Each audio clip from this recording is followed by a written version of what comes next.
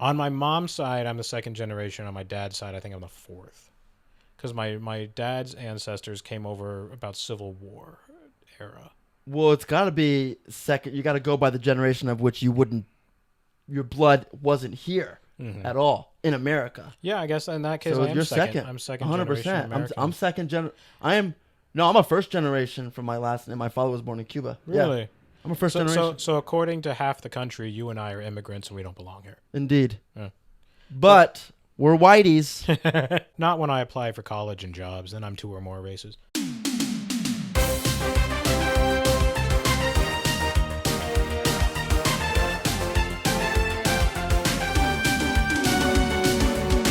It's The Parlor with Harris and Myles. Well, thanks for joining us once again. I know that you know how appreciative I am that you're here because I've said it every episode, and I'm going to say it this one. Thanks for being here. Thanks for listening. Now, my guest today is a writer and a producer here in Los Angeles, whom we have only just met today, pretty much, when he came to the studio to record. So, without further ado, I would love all of you to give a warm welcome to writer-producer out here in Los Angeles, Christian Ray, ladies and gentlemen. Where's the music? Here we go. Do-do-do-do-do. Do-do-do-do-do. Do-do-do-do-do. Do-do-do-do-do. That's all I got. Ah, man. Was it good enough? I like that. Thanks. I mean, maybe some bass. I can't hear you. I mean, maybe some bass. Oh, yeah. There's some bass in your voice, it sounds like. You got a little bit of a... Say something again for the audience? Something again for the audience. Oh, you got a little bit of like a calm, disastrous tone to your voice. You should do disastrous therapeutic radio. Coming at you in smoothing baritone, your inevitable death, which is happening tomorrow. Hey man, I'd pay for that shit. That sounds pretty good, actually. Christian Ray, ladies and gentlemen. I almost said Christopher Nolan. Oh, not yet. He's a friend, though. He is? No, I don't know him. Tell him I said thank you. Whenever I see him, he always is very rude to me. He says things like, "Who are you? How did you get in my bathroom?" Which, not even a hello. I've been asked that once, and I never left that bathroom until right now to come to this podcast to meet you. Oh. I'm going back after. Sweet. But I won't name that person. So, dude, thanks for coming on the show. I really appreciate it. And why don't you start off by telling the audience, and of course myself, because I don't know who the fuck you are, as well as they don't. Tell us who you are, a little bit about yourself, other than writing and producing here in LA. Ah, jeez. I guess my story begins at the dawn of time. Like every hero's does. Yes. And then millions and billions of years later, in the year 1993, I was born. An early 90s kid at that. Yeah. Which is a very interesting time to be born because technology moves so fucking fast. And it fucking does. Right now, I got two roommates they're fresh out of film school. They are 7 and 8 years younger than me, which I didn't think would be like such a big gap. But oh, yeah. I told them that I was older than DVDs. And what did they say? They think I was born in like the 70s. Do they even know what a DVD is? Yeah, they do. They know that. How did they know? You had to show them, of course. They have several, but they have DVDs, but they didn't have a player to put it in, though. No, I mean that's historic. They're always saying these words that I don't know. Like I have a chart of like slang that they use and what it means. And I'm like, bet means yes. Okay, cool. Chilling means no. Like if I'm like, hey man, you want to watch a movie? And they say bet. I'm like, yeah. If they say, nah, dude, I'm chilling. I'm like, okay, that means no. Okay, got it. But every now and then they say something to me and I'm like, what the fuck what the fuck does that mean? Yeah. Like they're like, hey man, you trying to watch Survivor? I'm like, no, I'm not. I'm writing. I'm trying to write and you're talking to me. And they're like, oh, okay. And I'm like, how many people is this that ask you to watch Survivor with them? And on how many occasions? Oh, well, no one. That was just a sake of example. My roommate, Ethan, and I, we would watch it, but he's really good at starting and not finishing. Put him on the spot right now. Ethan what? Juarez is his name. Ethan Juarez with a J. He's putting you on the spot. I do it every day. I did it with The Sopranos. I've been wanting them to watch The Sopranos like since I met them, and it has never come up. We started watching Succession, and we haven't watched an episode since for like 4 months. And eventually I just told him, like, I'm watching The Sopranos. I'm putting it on the TV right now. Catch what you can. He's like, but what about spoilers? I'm like, you're never going to fucking watch this. You are never going to fucking watch this show. You know what's funny about spoilers, actually? I'm sure a lot of people are guilty of this as well, but I find myself getting irritated and not wanting to spoil things that I know I probably won't ever watch. And I still don't want it spoiled. Yeah. Because on the slight chance that I'll watch it at some point, you know what I mean? Am I alone or? I used to be that way. But then I'm just like, if whatever spoiler I see, I try to just replace it with another thought. And normally, like, when what was it? It was Invincible. I got a big spoiler on Invincible and then forgot about it. And then when I watched the show, I remembered, oh, that's right, this happens. But Invincible. I remember, like, right before it happened. The Mark Wahlberg movie? No, the show. The animated show on Prime about the superheroes.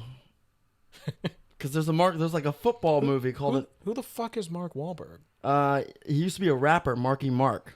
Oh, Marky Mark. Yeah, the Calvin Klein dude. Who's Marky Mark? He was a Calvin Klein model. Oh, the Calvin Klein model. Okay. What's Calvin Klein? No, you know. Okay. Yeah, I know that much. It was the alias that what's his name in Back to the Future went by. What's his name? You mean Marty McFly? Hello. Oh, is that McFly? Anybody home? That's Biff. I'm sorry. I'm trying not to get you sued, man.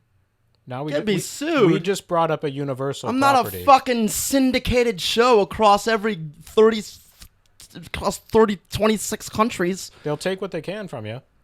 They'll find out you want to grow your hair longer, and they'll take it. They'll take what I'll give them, and they're not getting this hair until post on this. Anyway, so Marty McFly. Why did we get into that? Oh, that was a long thing. Let's see. I brought up my roommates. I brought up because I'm older than them because I was born in 93. And then, so I was born in 93. Yes. 18 years later, I decided I wanted to be a filmmaker. I went to film school in Colorado. 18 years after you were born? Yeah. Wow. The exact day. You decided? Moment. So, like, you were just like, this is my decision now. There was no thought at any point up until. You had just watched movies at face value, and you were like, oh, funny. Yeah. Oh, sad. Happy. You got turned off or something? No, oh, you know what? It's probably the feedback protection. Hang on. Yeah, because you got loud there. Yeah, when I get loud, it does that. I hate when it does that to me, you motherfucker. Are we in still? Ooh, ooh, ooh. Yeah, I hear you. Yeah, you're in still. Say something. Something. Say it again. Again and again. Okay, yeah, we're in. Anyway, thanks for noticing that. Oh, no problem. My high school days were really weird. I'm basically the kind of person that, like, when I watch things on TV or in movies or in video games and I hear it enough, I take it as, oh, that's a fact. And I've heard. Give me an example right now. Well, here, I'll tell you. The example is that people, like, will peak in high school. And people say high school is the best time of your life. And after high school, it's all downhill and so on. So I took that very literally. And I'm like, well, if this is the best it's going to get, my plan for the future after I graduate high school is just kill myself. That way I don't have to experience a downfall if this is the best I can get.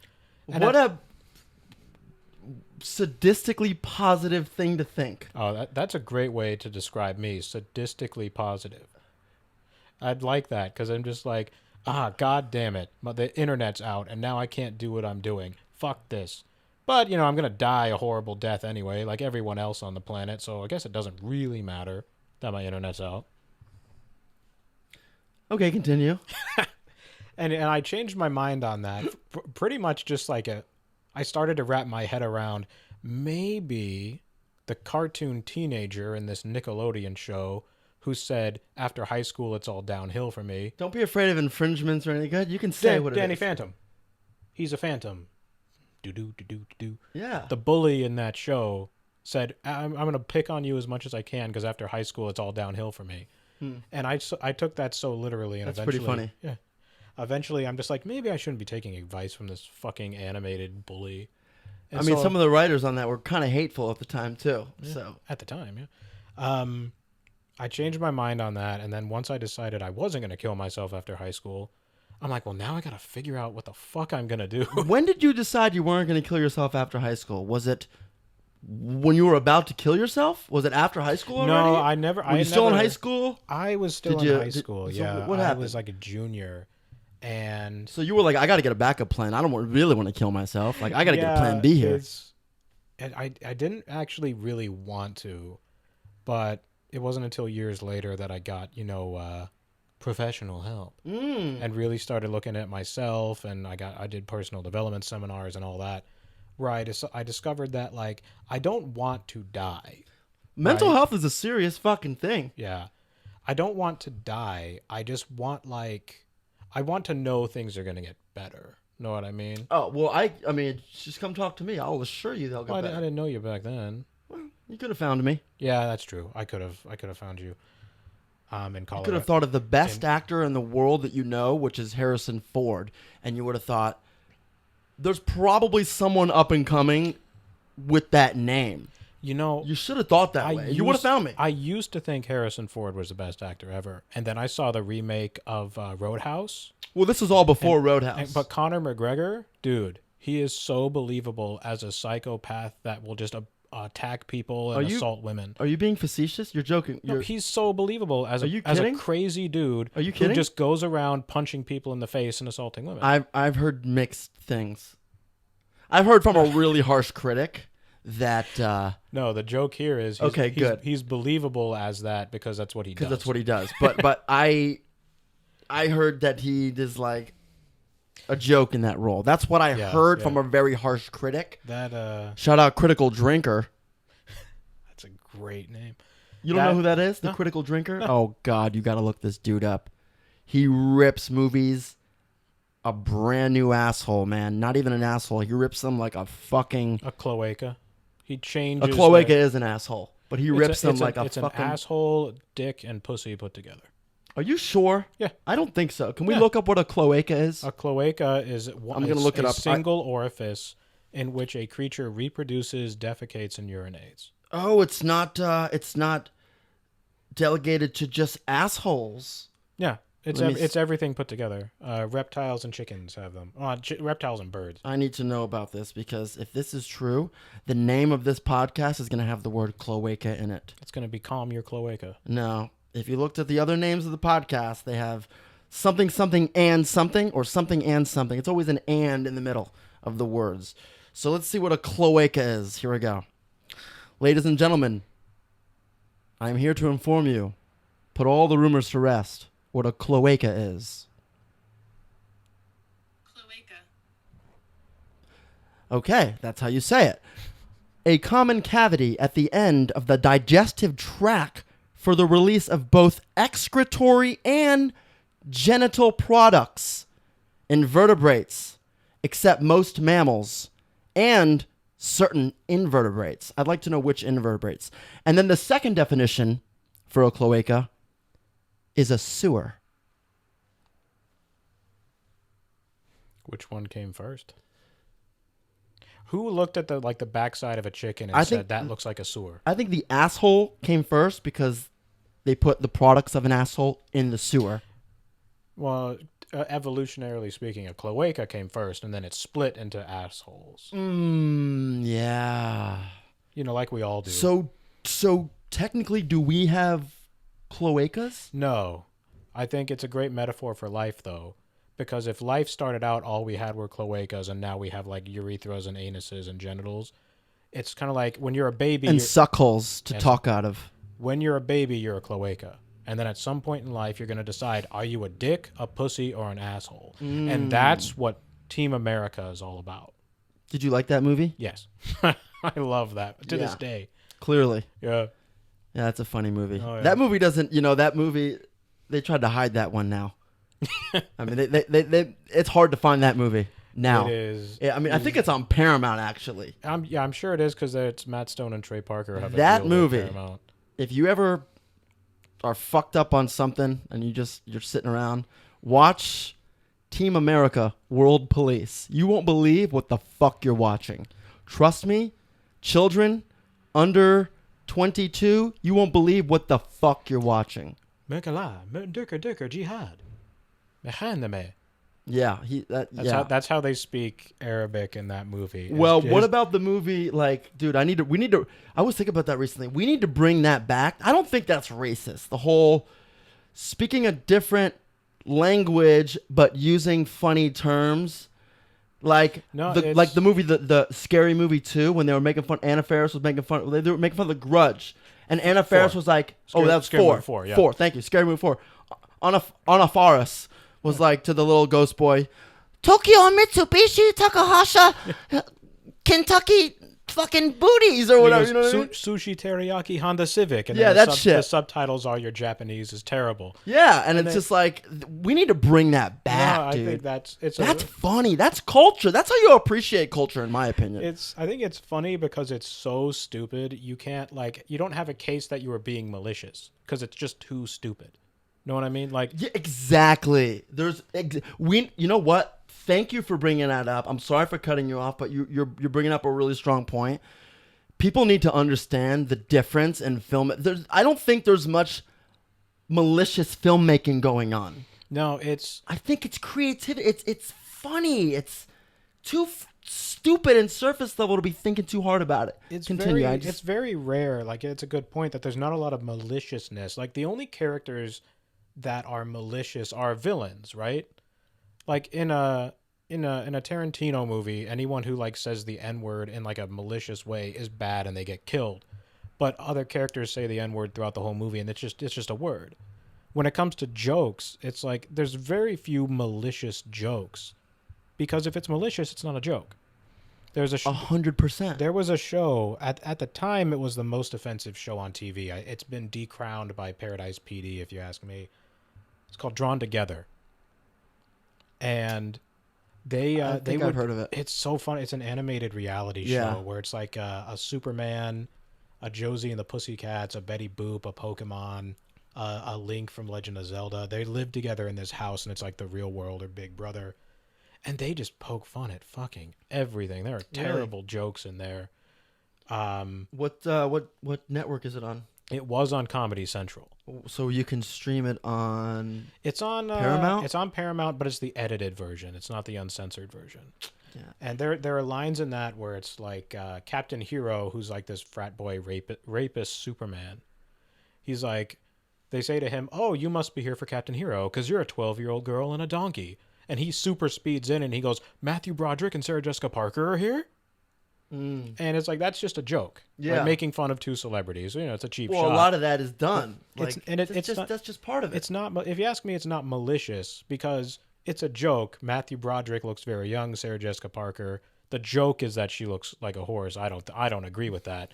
But it's not like they're looking at the camera and saying, "Matthew Broderick and Sarah Jessica Parker look like a 12-year-old girl and a donkey because they are ugly." Exactly. They're making a joke about it.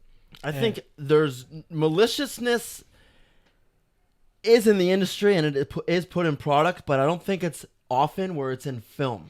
Yeah. I think it's more in television where writers have opportunities in television shows, either with characters or with subplots or something. They can write and kind of enforce what they kind of want in a malicious way, but there's too much money in movies. It's a one shot. It's a one-time thing. I think it's there's no malicious. Everything is very intent. There's very few filmmakers and entertainers that are purposefully malicious. I think the maliciousness comes from the higher level, but it's a very different kind of maliciousness. One of the phrases I've heard is, "Are you being represented or are you being marketed to?" Just because there's a character in a movie who looks like you or sounds like you doesn't mean that whoever put that character in there gives two shits about you or your culture. Right. They're trying to get money. Right. They put an Asian actor in it because they want the money from Asia. They don't care about Asian people. They want the money. It's not always that way, or it's not always the other way. To me, that's more malicious than a joke about these people. One of my favorite jokes when it comes to having Asian characters in a movie because you have to is from we were talking about Matt Stone and Trey Parker. their first movie, Cannibal the Musical, takes place in Colorado. It's a Western. And at some point, they have to meet Native Americans. But all the Native Americans are Japanese. That's fucking funny as And fuck. They live in teepees. They have the headdresses, but they also have samurai swords. That's fucking hilarious. And oh my god, they have the guy like you. Clearly, he's Japanese, and in the thickest Japanese accent, he's like, "We are Indians. We have teepees. We throw tomahawks because we are Indians." And then he picks up a bowl of rice and starts eating it with chopsticks. And I'm just like, that's so funny. What is this? What is this? It's so funny because like, what's it called? Cannibal the Musical. And it's just like it's one of those where the studio will tell you things like you have to have this in your movie. How can you make it so that goes with the theme of your movie and doesn't distract? Oh god, that's so good. Fuck. And it's kind of like if you were to make a movie with a major studio that's like a Viking movie, they would insist that you have people of color in your movie. Which I'm not saying they don't belong. I think all movies should have representation and diversity. Yeah. But if you're making a movie that takes place in Norway in the year 800 AD, I think you need to if there's a historian on the job and they're going to be historically accurate to the film, they probably won't be placing anybody that is African American in the film because that is of the Norwegian descent. Right, but if the studio, the people who are paying for the movie, they want the diversity ticket, so they'll try to. Now, if ever I was in that position where they're like, "We want you to make a Viking movie, but we need black people, we need Asian people, and so on in this movie. You need to put them in there." What I would do, just thinking off the top of my head, is make a war between them. No. I would war between them. Yeah, sure, that'll go over. The main character dies. He goes to Valhalla. And then in Valhalla, there's a samurai, there's an Aztec jaguar, there's a Maasai warrior. Interesting. Because they all died. They all died valiant deaths. That's spoken like a true writer. Anyway, I have good ideas. So you're speaking to the camera like someone's telling you don't have good ideas. I tell myself I don't have good ideas. Let me tell that part of you to shut the fuck up because that was a pretty good idea. Yeah. Thank you. Yeah. I appreciate that. Yeah. The thing, it's like... it makes sense to me. Yeah. Well, it comes from like this whole thing about how spec scripts are easier to write than original scripts. Because you know the characters in the spec script are real. You know that the concept... Well, the foundation's there. The foundation's there, but it's like you know that this concept succeeded. You know it's good, so that there's no fear of, oh, is this stupid? It's just, no, it'll work. I applied for a fellowship for writing on a writing team of a very popular network who probably will sue us, so I can't say it. Say it. Nickelodeon. Why would they sue us? Because Viacom will sue anyone, man. Who says their name? If they don't like what you're saying, they'll send you. Dude, anyway. You're just saying you applied to be in a fellowship with Viacom. I applied to be in a writing fellowship with Nickelodeon. They wanted an original script, which I sent, and then they wanted a spec script from the list of shows. I picked Big Mouth because I fucking love Big Mouth, and I wrote that script so easily because I wasn't afraid if the dialogue would work or the jokes would work or if the characters would work. Because I've seen the dialogue work. It's a real show. Like, the concept is proven. Right. There's no fear of trying to prove the concept because it's already been. Right. So I write spec scripts so much faster than I write originals because I don't have that little voice in the back of my head saying this sucks. Because I know it can't suck because it's been made. But I didn't get that fellowship. They sent me a very nice letter saying, I'm sorry, but we're going in a different direction. Anyway, we were talking about my deciding not to kill myself. That was a while ago, but you're way past that. You are like you're going strong now. Yeah, I'll give you. You got great ideas. What's this tattoo right here on your arm? Oh, it's koi fish. It's a koi fish. Yeah. What do you have against koi fish? Nothing. Well, why are you sticking one on your arm? The symbolism of a koi fish. What is that? Can you tell me what that is? Yeah, it's overcoming adversity. Love Because that. The legend of koi fish is they swim upstream, right?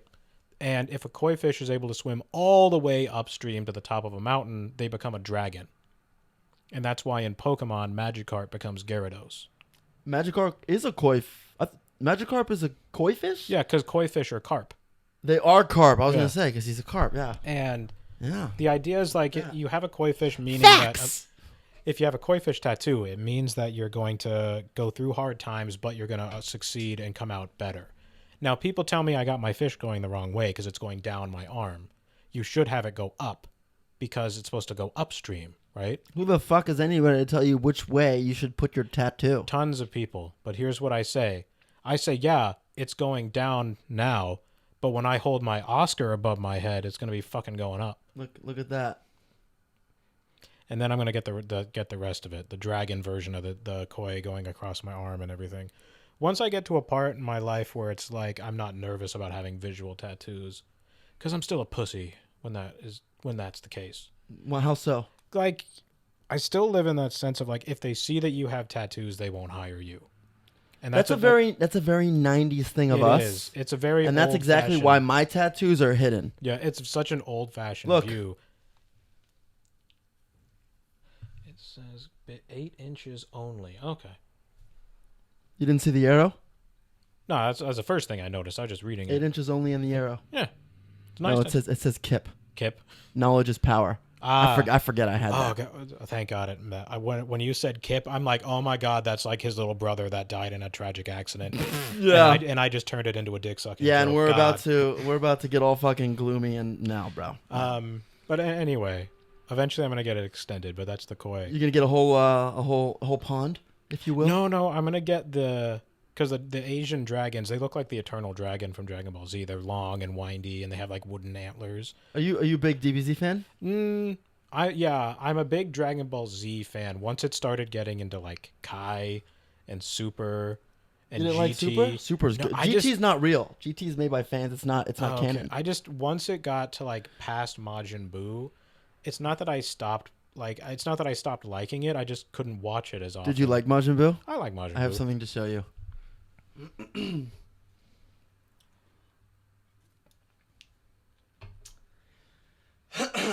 Well, You think Boo's sexy?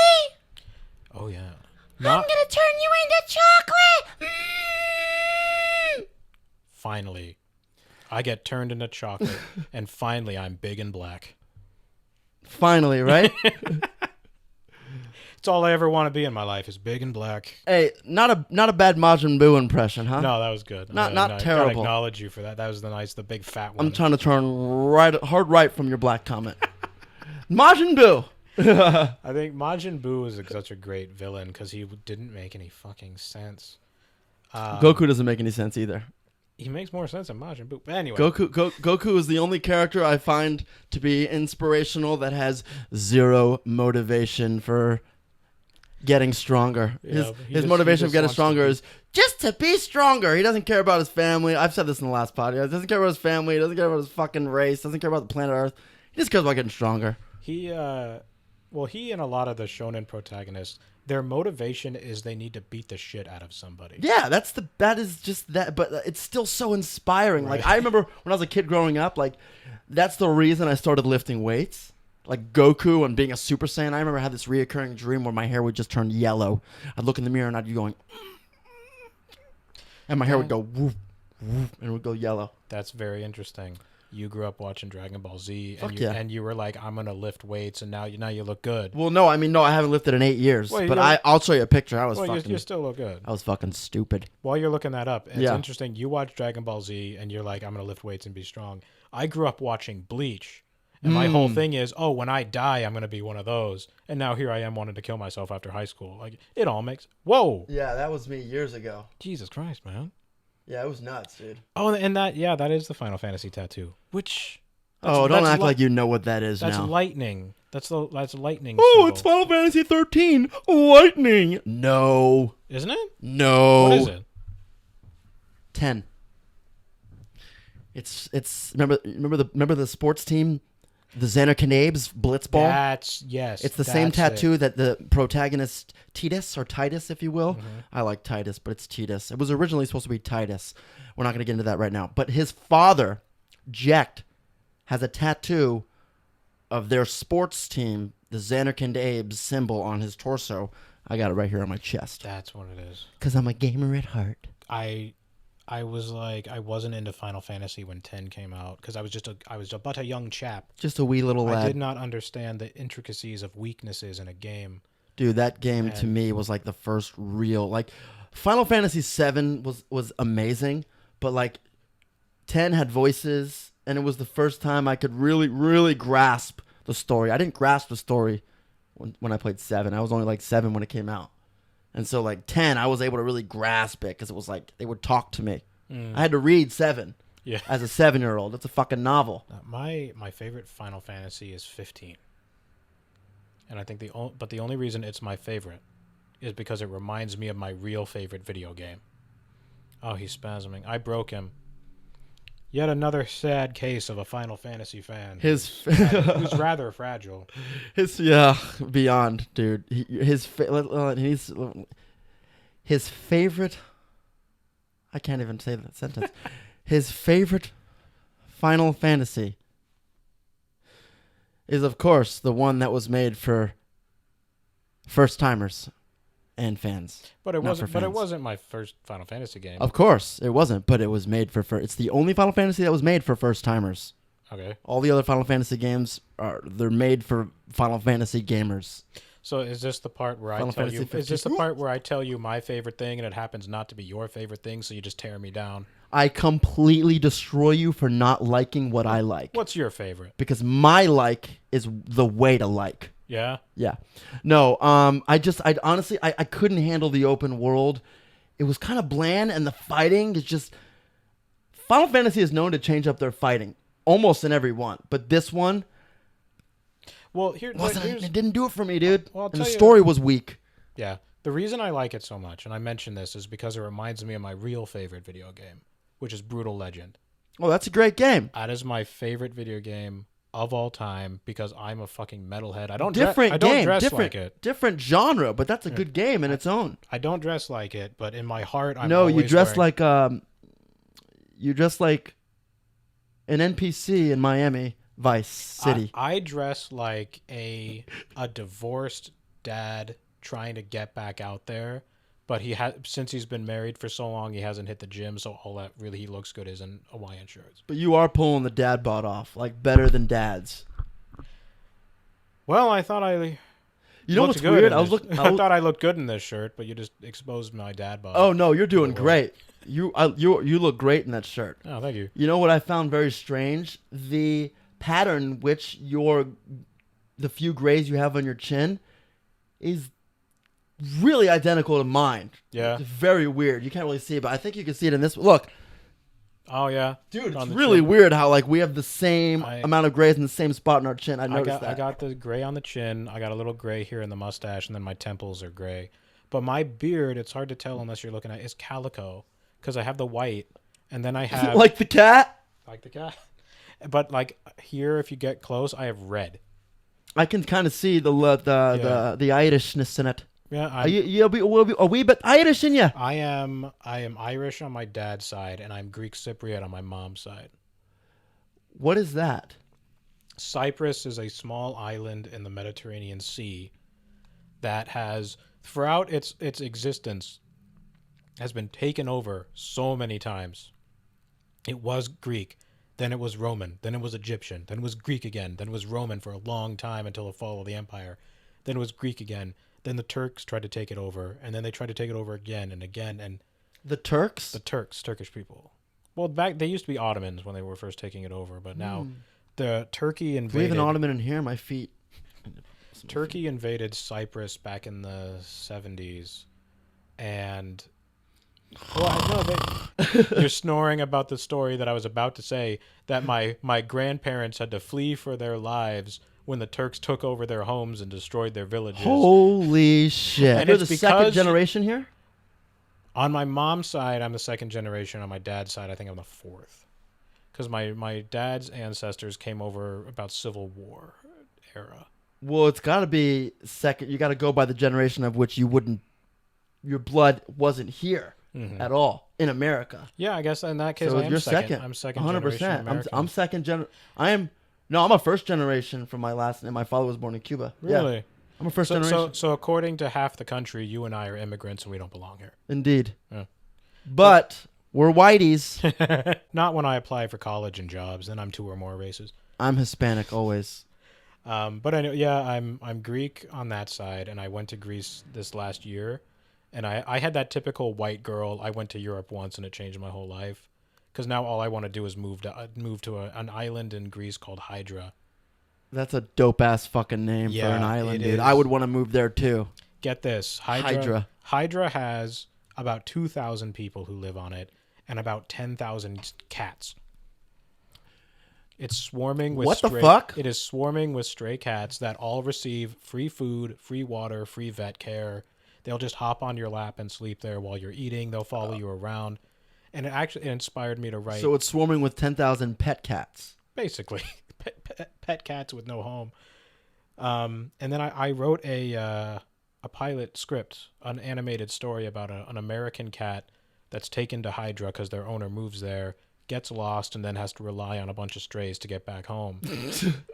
Interesting. And I submitted that for the Blue Cat screenwriting contest this year, and I'm a semifinalist right now. Wow, congrats. I'm hoping to get to be a finalist. They'll let me know at the end of the month. Congrats. How long? Is it a short? Yeah, it's 36 pages, aiming for, a half-hour long animated pilot. So let's talk about your writing a bit. We haven't talked about that. Well, let me finish my life story. Oh, geez.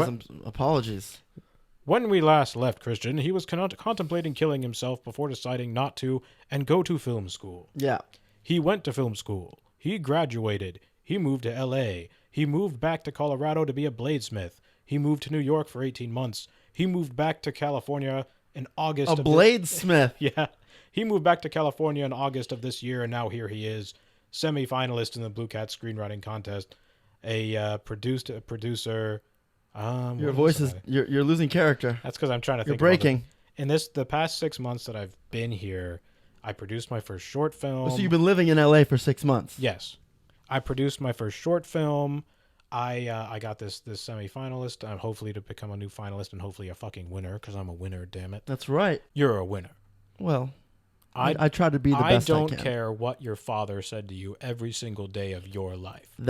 You're making a joke? But it's true. Well, I wouldn't. My dad never called me a loser. He may have once or twice, actually. Maybe. I can't really remember. Sorry, Dad. We're good now. I mean we're always good, but But, anyway, my dad listens to this shit. He's gonna fucking call me and say something. But yeah, now I'm here. Just making it work. I've learned a hell of a lot about the industry in this past 6. Let's talk about the writing real quick. Sure. Because you're semi-finalist in the Blue Cat film competition, screenwriting competition now. And that was for a short titled The Cats of Hydra. The Cats of Hydra. Cool. How many other shorts have you written? I don't really... At the top of your head, take a guess, because I don't know either how many I've written, but I can give you a guess. I have I've written about, all said and done, throughout my life, how many scripts I've written. Shorts. How many shorts? Probably around 30. Okay. And how many pilots have you written? Shows? Oh, I counted pilots as shorts. So short film. No, I'm talking film. Film? Yeah. Film and TV, different. How many short films have you written? Short films, just with that, probably 15. So another 15 pilots? Probably, yeah. And then how many features have you written? Lots. I've written maybe 20. 20 features? Yeah. Because And what's going on with those? Festivals? No, I've written them, a few of them so long ago that I got to go back and redo them because my style has become a lot better since. And that's what I got to do is I got to start submitting all these to festivals. It's just like... Well, dude, 20 features. I mean, you got to start doing something with them, bro. Yeah, and see, that's the thing. That's crazy. That's the defeating part of it. Now, most people can't even get through one feature their entire life. Yeah, and then you have these people who barely get through one. They get it made, and then all of a sudden they get hired. No, that we don't have that kind of animosity. That's the path their life took. Right. Okay? So everyone has their own life path they take. Now, you have written 20 features. What's the average page count on those? I mean, I try to go for 120. I try to go for 2 hours. Why? You submit any of those? Those go to festivals or anything? See, because the thing is, when I first started writing, I chose writing because I figured that would be the safest route, where I just write and then I sell it and then there's no responsibility. I just finish it. And it wasn't until recently that I'm Okay, like, let me rephrase the question then. okay, taking too long to answer. No, I think I know where this is going though. That's why. How many real features that you would sell as you could sell as features tomorrow that you've written? 5.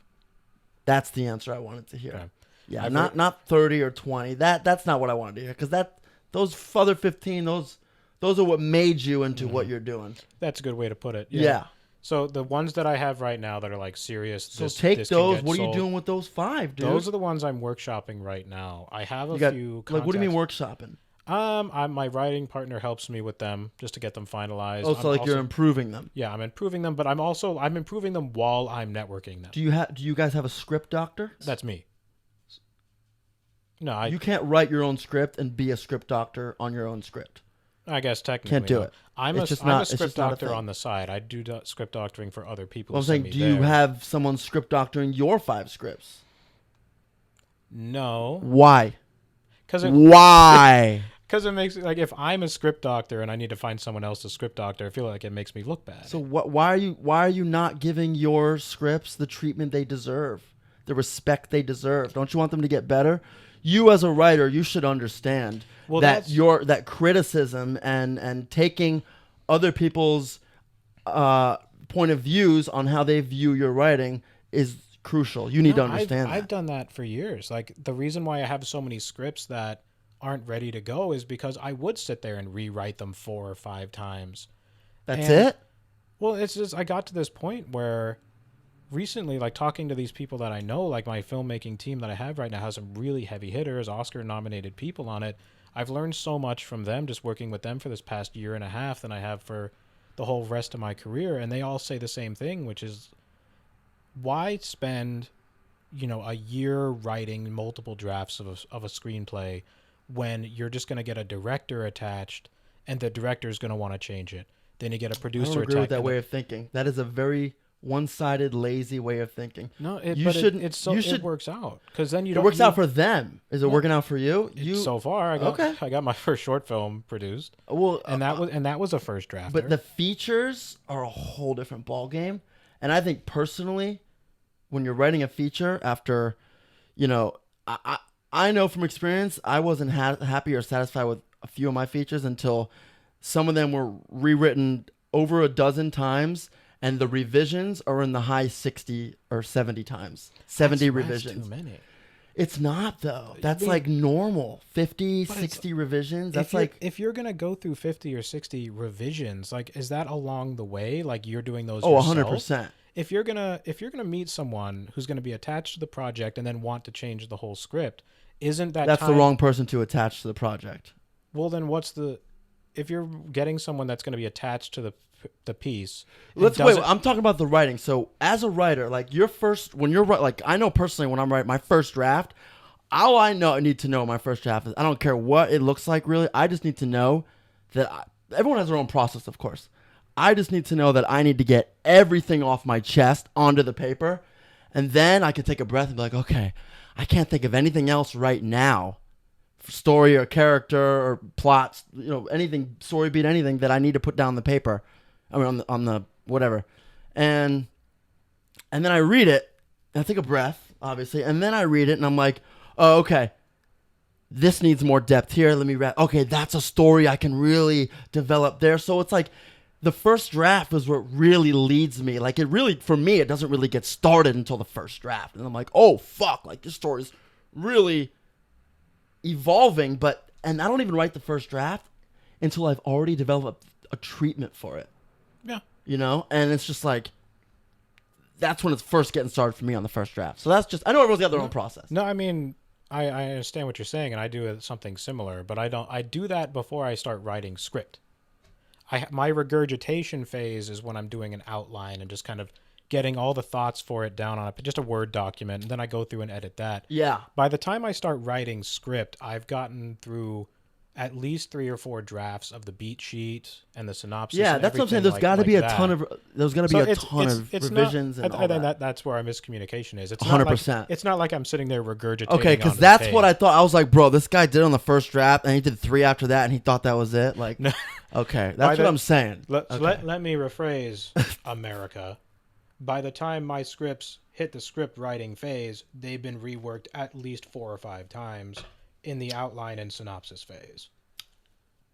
Wonderful. Okay. Now I understand. I'm like, geez, this guy's like hitting me hard here. Why is he so upset? And No, I'm not upset. I just get really passionate. You thought I'm sitting there, yeah, this line sucks, but that's okay because it's going to get changed. No. Yeah, because you can't just leave it to it. Like, your vision is so important. Like, my vision as a writer is so important. Well, Even passing it on to the director, he's got to know what's right for the project. I'll put it this way to you then. When I get a script out to someone, I'm at the point where it's a great script. It's not going to be torn apart too bad, but I'm not like married to it. Right, you're ready for that that next input from someone else. If I put it on a director and they're like, now if they say completely like, oh well, let's change the theme and everything, I'm like, no. See you later, buddy. Now, not right if for they this. say, hey, this scene in particular, let's put this two Yeah, together. that's so what I'm on. talking about. Those are with. changes I'm talking about. Yeah. Those are so necessary. But it's like in the past, like just working with this team of mine, is we were developing a script for the longest time. We had a director. We were like, we're ready to go with it. We were ready to pull the trigger. It had gone through maybe 7 or 8 drafts, and then our director pulled out, and we found a new one. And the new one, like, how close were you to principal photography? Were you in pre-pro?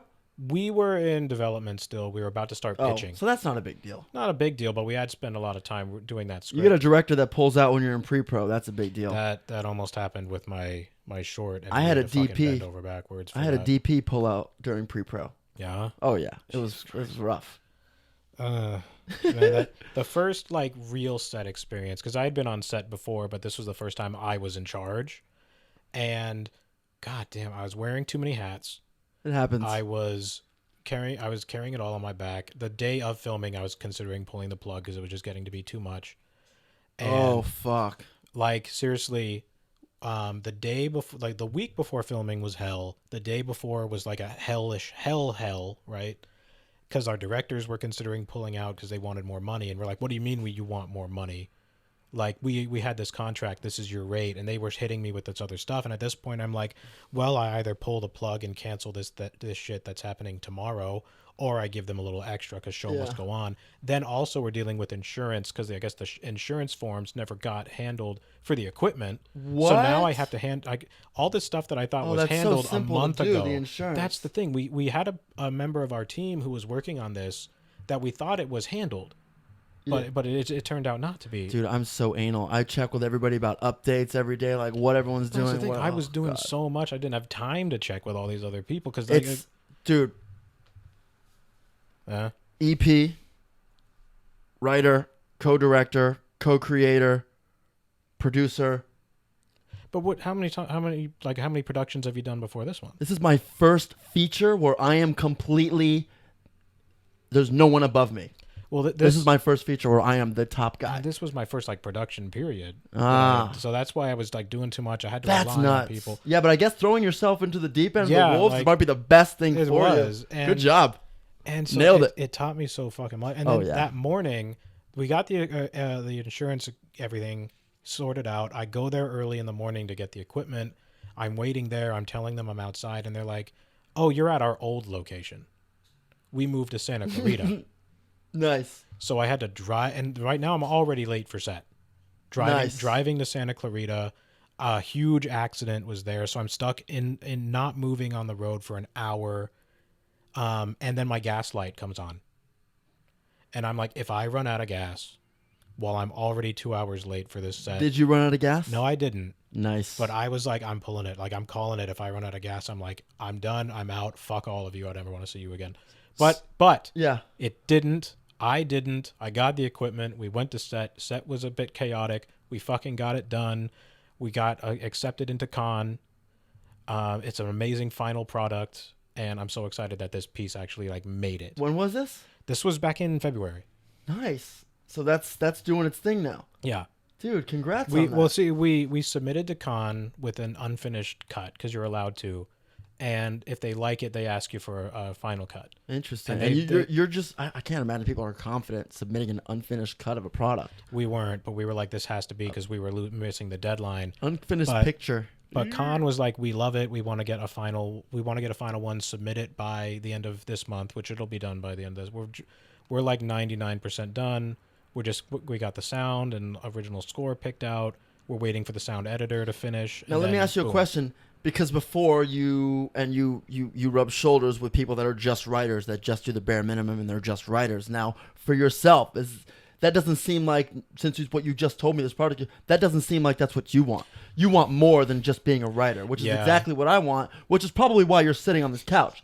But touching up on that, you have visions, big plans to produce, to write, to maybe direct. And I think that's admirable, and the fact that you threw yourself in to the wolves head first, and you didn't shut the production down. You kept going. Yeah. Good on you, and you should be very proud of yourself. Well, thank you. Because people think they can make a movie, and a lot of people make movies, but when a movie is made and it's made the right way and it's made with love and care, it needs to be celebrated. Because 90% of productions that go into development never get made. Mm-hmm. So good on you. You should feel good about it and proud of yourself. I do. Good. I do. And then I'll tell you a story real quick. Because I was like, I was in the feeling that I dropped the ball so much because set was so chaotic. But like a week or, no, like 2 weeks after we wrapped filming and it's still in post, I had a pitch meeting with John Wells, who's the showrunner and executive producer of shows like Shameless, ER, China Beach, West Wing. His filmography is crazy. He's a friend of the family. That's how I know him. And, I asked him for some sagely advice, and I'm like, I just said to him, I felt so on set, like I had no idea what was going on. And like I had no idea what I was doing. Do you ever feel that way? And he goes, every fucking time. He said every single time. Can I tell you something, dude? Yeah. Nobody knows what the fuck they're doing, bro. Nobody. You have to understand that, dude. Everybody looks out these successful people. Oh my God, they know how to make it. They knew how to make it. And people even look at me and they're like, oh, he knows, like, or he must know, like, nobody knows what the fuck they're doing. No, the difference is they're fucking doing it. So folks out there, fucking do it. Stop thinking about it. Stop talking about it. Just fucking do it, because you're on a better track than more than half the people out there that are thinking about it. So ditto. Just fucking do it, man. And that's it. Yeah. And that's it. You mentioned Shameless. Yeah. Let's talk about that. You worked on Shameless. My first step into like the real industry was my college internship at John Wells Productions on season 7 of Shameless. So you worked on HBO's The American Shameless. Yeah, Showtime. With William H. Macy, Justin Chatwin. Yeah, Emmy Rossum. Emmy Rossum, of course. All of them. And so talk about that a little bit. How was it working on that set? I was in there in a writing capacity. Okay. So what was that like? I went to set once or twice, but mostly I was in the writer's room. And the writer's room was fucking crazy. What is crazy? Are there naked ladies on the tables moving their titties around? Are their dicks flopping around while people are trying to write story beats? What's going on? There might as well have been. These writers are so crazy. Half of them were comedians, and they're coming up with these stories so fucking quick, so nice. Like, they would get thrown a curveball. Like, John would come in and say, hey guys, we need to change this and this scene or this character. Like Showtime doesn't like this idea. And they'd look at each other and they'd say, how about this? And then 20 seconds later, new storyline that was even better. I just realized I said HBO, but Showtime. Yeah, I corrected you. So you did? Yeah. Nice. I guess I'll fix that up in there. Shameless. John Wells Productions, distributed by Warner Brothers through Showtime. Catch it now, streaming on Netflix. Is it on Netflix? I think so. It used to be. Anyway. Catch it now, streaming on Netflix. Or another streamer. The American Showtime. The American... Fuck, what's it called? The American Shameless on Showtime. Catch it now on Netflix. Thank you. Back to you, Christian. So, what's the best story I can tell you? Oh, goodness. I'll tell us a great story. So, I wish I could do that internship again. Start with, as I'm probably going to put it as a clip, whatever you say. Like Instagram clippers. So whatever you say you start with when I was working on Shameless, whatever you say, some shit like that. Have you ever had an argument with an award-winning screenwriter on the proper application of the shocker? Because I have. I can't say I have. Davy Stone was his name, and I sat right behind him in that writer's room, and I just staring at the back of his head all day. When you were working on Shameless. When I was working on Shameless. And one day he just got it into his mind. He was talking about it, because he would always get there early, and I would always get there hella early. So I'm sitting there, and he comes in and he goes, oh, hey, back then I went by Cosmo. So he's like, hey, Cosmo, what's up? And I'm like, oh, my God, he knows my name. And I said, no, not much. I had a good walk here. And he goes, do you know what the shocker is? And I'm like, yeah. And he goes, not that way. Not that way. He said, I can't figure it out. And he does this. Oh, goodness. And he puts his two hands together. That's like a hell this. of a time right there. And he says, he said, apparently what you're supposed to do is these go in the pussy, this goes in the asshole, and you rest your chin on your thumbs like that. This way you can like maybe get some licking in. And I'm like, get some licking in.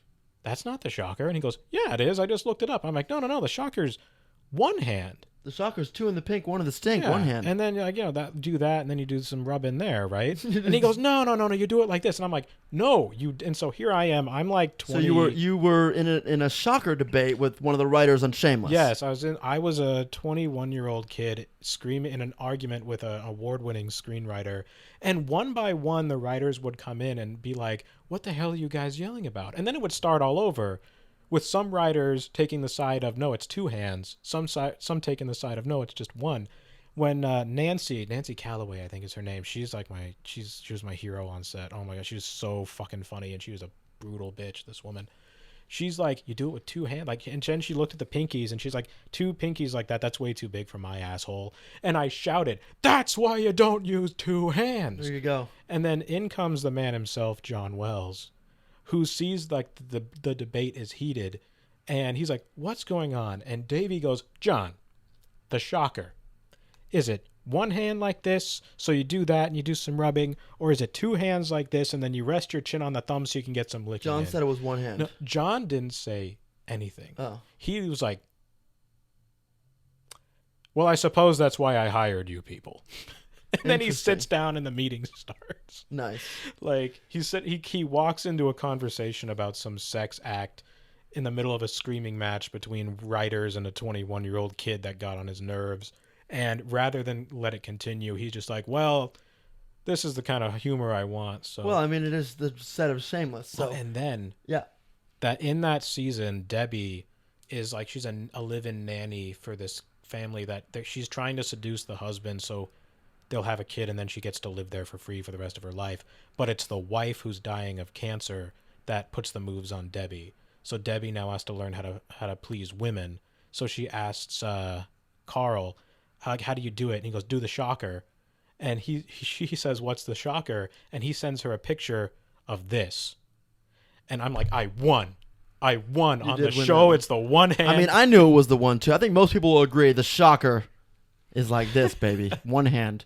Now, do you have any like wild stories of any encounters with William H. Macy, the man himself? William H. Macy.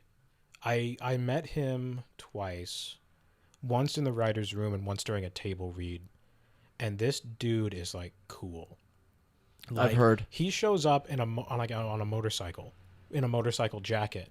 And he just like drove it like right in front of the building, which you're not supposed to do. You're supposed to park it and walk, but he's like, and he comes in, and occasionally like a director would come in or one of the actors would come in because they read the script and they have notes. And any writer would tell you like, notes, like, we're going to, like, this is just going to be some weird thing. They're going to want more screen time and it's not going to work. And William H. Macy came in with like two notes that he had written down. And he's like, on page, this page, this scene, Frank says this.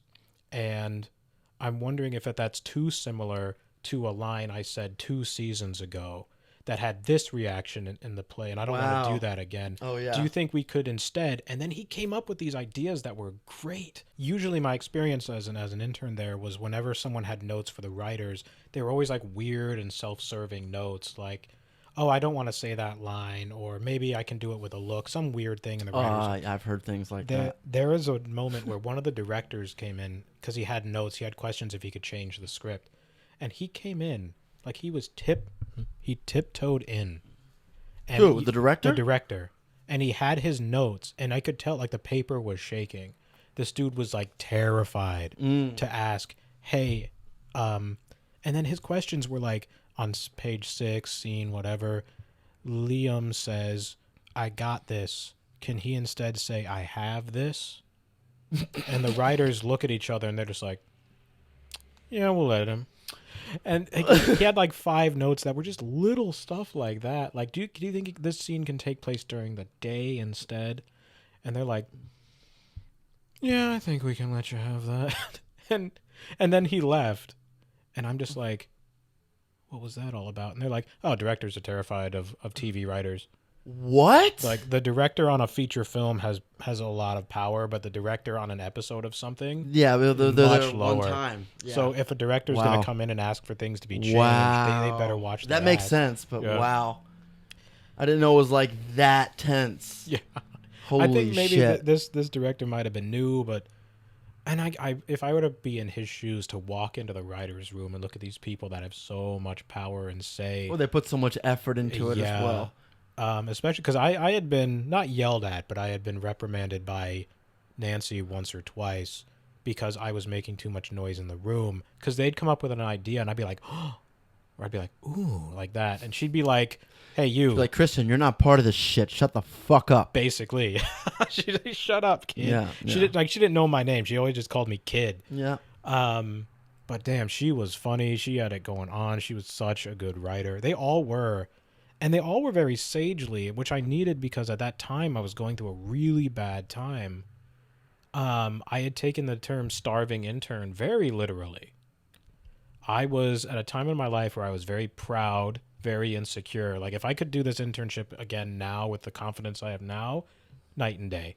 Wouldn't we all? Yeah, but I had brought some money with me to Burbank to live on while it was only like a 3 or 4 month long internship, and I had run out of money about halfway through, and I didn't tell anyone because I was so I didn't want to be like the loser failure kid that needed his parents to swoop in and save him.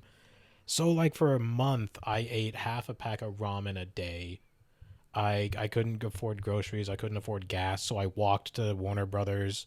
It was like a 45-minute walk both ways. I can relate to that. Something like that can definitely resonate with me. I think all of us creators who want it bad enough, who have decided it's either the success or I'm gonna die because I'm gonna work that hard to get there, or I'm gonna die trying. Yeah, we've been through that. So yeah, and I get that. Obviously, it got to the point where like one time walking there, I had passed out from hunger, and dude on a bike revived me. Holy fuck! The writers in the room, the table was loaded with snacks, right? And I would sit and wait for all the writers to leave, and then I'd stuff my pockets. Yeah. And the lesson I took Wow. from that is just like, Wow. if I had not said anything to anyone, I would have died. And who does that serve? Am I going to die proud and starving? Or am I just going to say, like, because my mom had called me like moms do.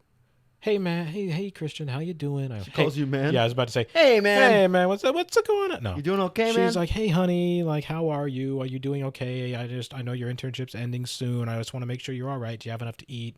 And I burst into tears. And I said, no. And I'm like, I haven't had enough food in my fridge for like 3 weeks. Oh my god, that's not something a mom wants to hear. Yeah. So she immediately was like, I'll get like, oh my God, I'll get this fixed. I'll get this. Right. She was able to wire me some money so I could buy groceries, and my dad wired me some.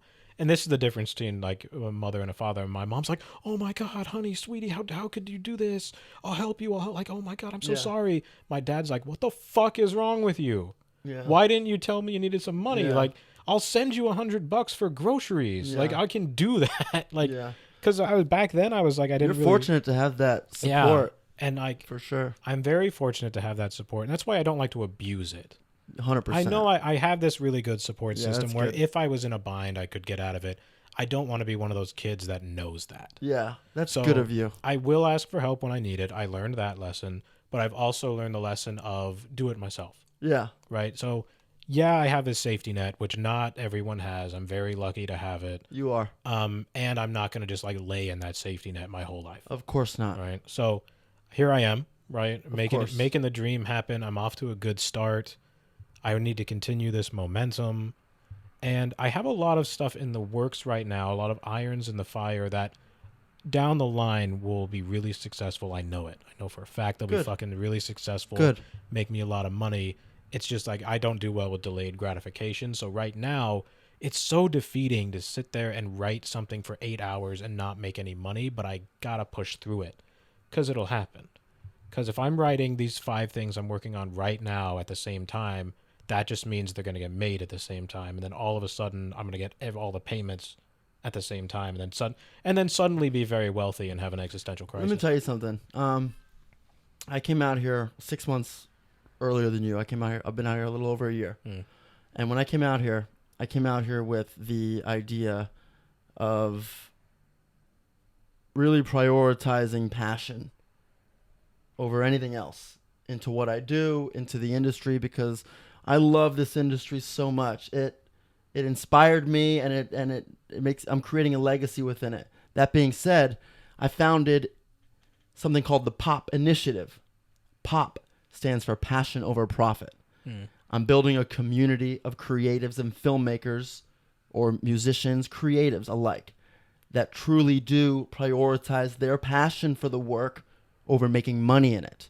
Because at the end of the day, we're in the business. We're in the entertainment business. We're going to make money. The important thing is putting your everything in it and securing the future of quality entertainment. Because at the end of the day, that's all we've got.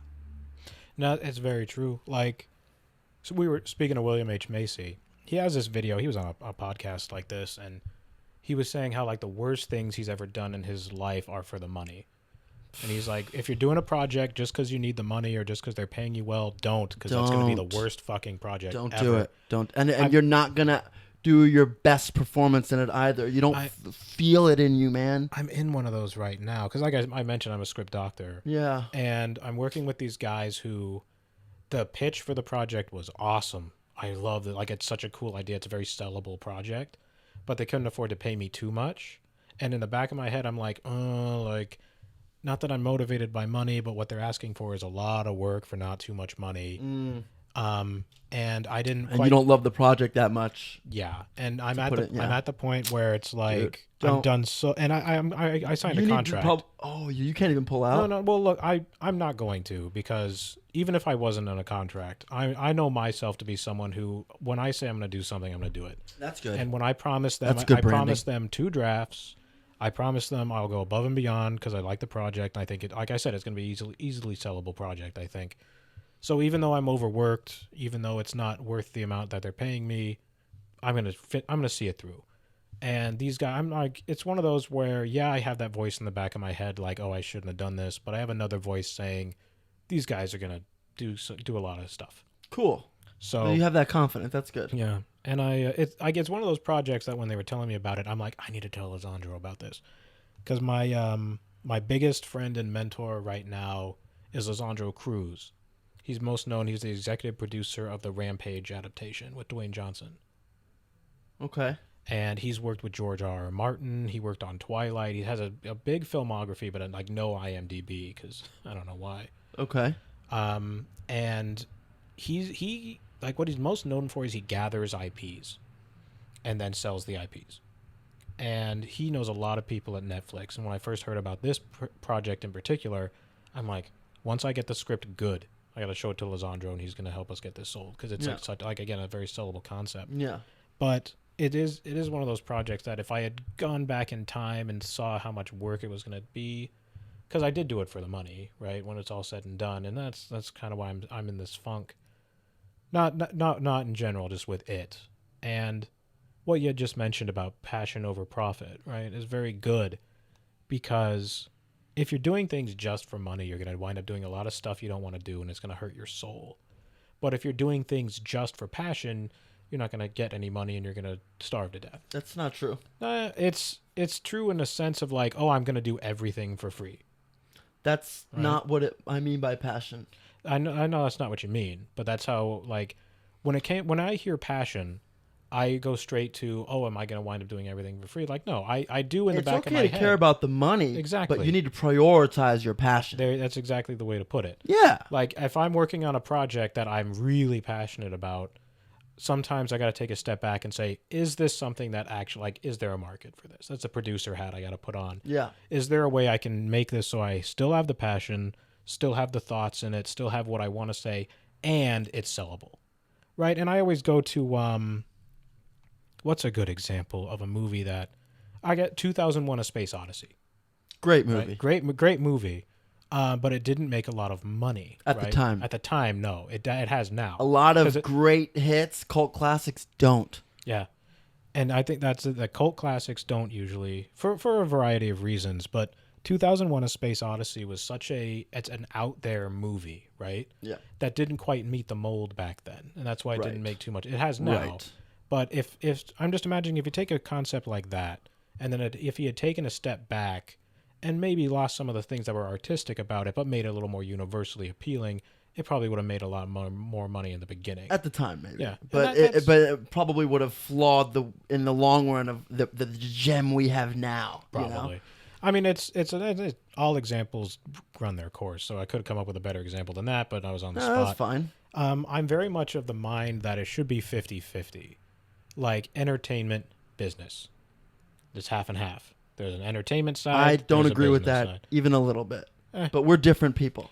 No, I mean, like, when I say it, I don't mean like, oh, I'm only going to do this for the money. I mean, Right. like, if you come with the thought of, oh, I'm going to, like, I need to figure out a way to make this marketable and sellable, then I sell it, then I get hired by a studio to do some stuff I don't want to do, but now I have this renown, so I'm able to make something bigger that I want to do, right? That's how I look at it. Yeah, that's using things as leverage, of course. That's different when you have a plan set in motion. You swallow that pill. I think that's something different. But I think when you're really moving in a direction that's selfishly just for you, it's not 50-50. 80-20. 70-30. When you I think that's the miscommunication. You say selfishly just for me. No, when like I have projects like right now I'm working on a raunchy comedy that I gotta tell you about. You get a fucking kick out of this one. That I love this project. It's close to my heart. It's based on true events in my life, and I know it's gonna sell. Awesome. Right? It's one of those where it's like I don't have to compromise whatever I'm working on in it to make it artistic and funny because it's such a good concept and it's so relatable. It's gonna sell. It's something like that. Like, am I working on projects that I gotta kill a baby in order to make it a little bit more marketable? Sometimes. Am I working on projects that I'm like, you know what, I'm going to lose this marketability because I'm going to add a scene that's going to be really fucking good? Yeah. So I like to live in both. Can you look at something from an artistic perspective and a passionate perspective? I mean, to each his own. Yeah. And can you look at something from how can I, like, you know, how can I make money? Right? At the end of the day, you know, got to make a living. So gotta eat. If you can make a project that is passionate as can be, like you put your whole pussy into it, and it makes a hell of a lot of money, like you can become a millionaire overnight because of it, awesome. Those are few and far between. I think to get to that point, you have to write stuff that's half and half. Half passion, half profitability. And then eventually you get to the point where you just make whatever you want and make a lot of money doing it. And then you get to the point where... what's wrong with writing things? I mean, I guess if you're writing something for someone else, that's a different story. But when you're writing, well, that's what I said, moving selfishly for yourself. When you're writing scripts that are just for you, like, okay, I'm writing this because I need to tell this story. That script needs to be exactly the way you want it. You're not doing it because you think it'll look good or you think people would like it. You need to write that exactly the way you would want to feel when you're sitting down and you're watching it. Every scene you want to see. I mean, I have projects like that where I do that to get the creative juices out, and then when I look at them and I'm like, what would it take to get this, you know, more into the mold? If it's too many steps. I got to tell you one thing here. Yeah. Look at this. This is my baby. This is my baby because I wrote this film with. I got rid of all my inhibitions and I said, why do movies have to have slow burns? Why do they have to have this? Why do they have to have this? I just said, fuck it. And I wrote a movie that I wanted to see as an OCD, strict, anal critical motherfucker who watches movies and finds plot holes and finds bad dialogue and this. I thought to myself, I want to watch what the fuck I want to see. Every second of it. And I don't want any of it to be what I think people want to see. And that is a product of this. And it is award winning, and I got featured in magazines for it. And we're going to be raising money for it in a few years. It's going to take about $100 million to make. I'd love to read this sometime. Can you Yeah, I can send it to you. I'll sign an NDA, send that to me. I will look at it. Yeah, and it's copywritten too. But I think something. First of all, congratulations on everything that you just said. That's awesome. Yeah, but that's what I'm saying. Like, well, no, there's a thing that you said right now that I'm going to touch on, where you said you're not thinking about whether or not people want to see this. You're just writing down what you want. What I want to see. What if, I know I love movies. It can be both. What if something that you want to write... Well, guess what? It turned out that it was that way. People loved seeing this. Mm-hmm. Because what I'm getting at is you know what's best. You're the fucking writer, dude. You know what's best. Don't think that they know. They're not the writer. Because if they were the writer, then they should be whispering in your ear telling you how to write it. You're the professional. You need to write where the fuck you... Like that, you know? That's how I feel. This is all true. Yeah. I'm not disagreeing with any of this. I'm saying that if you do what you did with this script and you're watching movies and you think, I want to see that, somewhere in that writing process, you've blurred the line between what you want to do and nothing that you don't, and what will sell and what won't. I think if you're exposed to movies and TV for long enough, you naturally just absorb these things that people want to see because you want to see them and you're people. 100%. Right? That's what I'm getting at. We are the common people. It's like... we just can write. That's it. It's kind of like... in Greek storytelling, hero's journey, right? Traditionally the hero is it's a boy traditionally, son of a king or a god. Their birth is weird and they're marked somehow, right? Hercules, for example, son of Zeus. His birth is strange because he's thrown down to earth. He has the mark because he has Zeus. He has Zeus's hair and he's got the pendant, all that stuff. How can you take that, which is very old storytelling, and put it in a way that is a little bit more marketable? You can do it a fucking billion different ways because it's been done a billion different ways. Look at Finding Nemo, right? He's not the son of a king or anything, but he's the son of the only clownfish in the reef, and that's something. Strange birth, Barracuda. He got marked, right? Finn, birth of the flaw. It's stuff like that. That's what I'm touching on. Of course. Is how can you write something that's beautiful and unique? You create depth for your character. You make your character an onion. It's got to be three-dimensional with layers, of course. And it's something that's been done a billion times. Right? Well, that's the standard. It's done in a way that is unique and marketable at the same time. That's the 50-50 I'm talking about. Yeah, okay. Right? I'm not going to sit there and say, oh, yeah, this character is a... what's the most marketable, sellable thing that you could please. Think of? We don't do that here. It's a guy. Okay, so it's right now the most marketable, sellable character is a woman who is the daughter of a lesbian relationship. She's somehow mixed race, Asian and black. Is it really though? Is it really marketable though? Right now, Is it really selling though? Is it actually making money, or are they just putting it out there? Listen to what you're saying and listen to what, it's what people think what other people want. It's what executives think other people exactly. want. It's not what people want. And that's why it doesn't. That's why I said it's the most marketable right now. It's not marketable though. It's what they think is marketable. Bro, it's not selling. That's not making anybody money. Selling doesn't necessarily mean it's not marketable because there is a market for people who want to see stuff like that. It's just not wide enough. It's not selling for various reasons. Yeah. Now, this is the thing. It's the filmmakers and the studios. They fight on it constantly because the studios, for people who run these studios, the executives, they're not filmmakers. They're business people. Yeah, They look at algorithms. They look at trends, and they want things shoehorned in. Yes. And then you have the full creatives that want to tell a story and not have to worry about being, put into a cookie cutter. And they butt heads. Yeah, and that's what I'm talking about. But the execs win. Yeah, the execs win mostly because and that's why you have all this garbage. Well, you get a lot of garbage, and you also get a lot of really good films, if you ask me. Not every film that a studio produces is terrible. Oh no, no. Look at Dune. The first Dune made a lot more money than the second Dune, but the second Dune is a masterpiece. It's better. It's so much better. It's great. It moves faster at a faster pace. It moves faster and it's longer. Somehow, dude. But it's one of those that it didn't make as much money as the original, but it's fucking beautiful. And that to me, I still haven't seen it. it's great. See it. I'm sure. To me, it's the perfect blend of like, yes, it's sci-fi. It's sci-fi. It's big. It has action. It has A-list stars. It's everything that the studio could want, and it does amazing filming techniques. And they invented new ways to do everything, and it has this amazing world building. That's what the cinephiles want, and it met right there in the middle. Now, if it had made a crazy amount of profit, it probably that's a home run right there. But it's something that will linger with people for the longest time. And that came out of the Hollywood system. It takes every. There are good stuff that come out of there, but it's just not like it's not 9 out of 10 projects like it was for us when we were growing up. Now it's more like 4 out of 10 projects are good, or 3 out of 10 projects. But what I'm doing here at my production company and with Pop, we're hoping to create that new wave now. So give it 5 to 10 years, and it'll be back up to that 8, 9, 10. Yeah.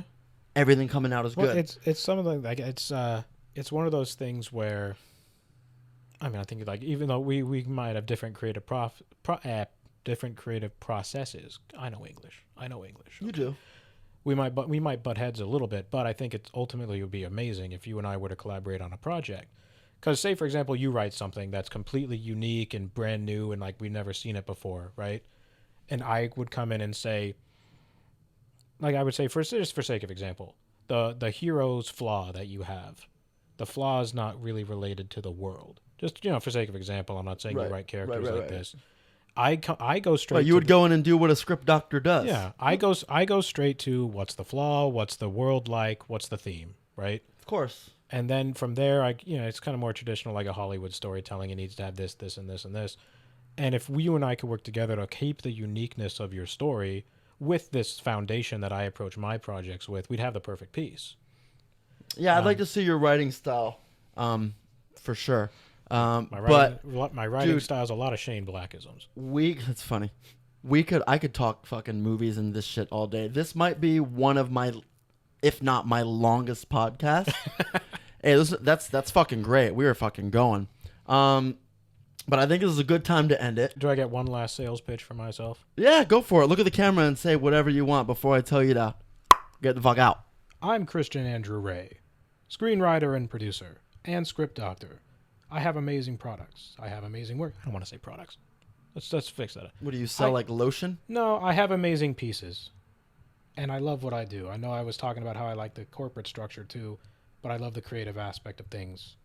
And if you're looking for someone to help take your work to the next level, you have a project that you need a writer for, you like some of my ideas, you can bring them to life. Please reach out to me. We got a plug-in. All right, go say your handles and all that. You said reach out to me, so how are they going to reach out to you, bro?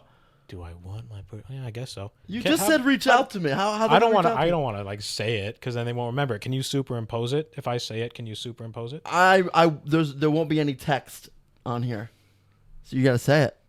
Most people listen to it.